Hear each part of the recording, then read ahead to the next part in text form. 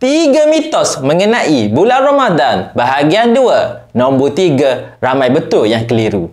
Pertama, gosok gigi membatalkan puasa. Perbuatan menggosok gigi masa puasa sebenarnya tidak membatalkan puasa, tapi ada syaratnya. Syaratnya anda tidak menelan sebarang bahan seperti ubat gigi atau air dengan sengaja ketika memberus. Ada juga ulama yang menyarankan agar menggosok gigi dengan air sahaja sebagai langkah berhati-hati.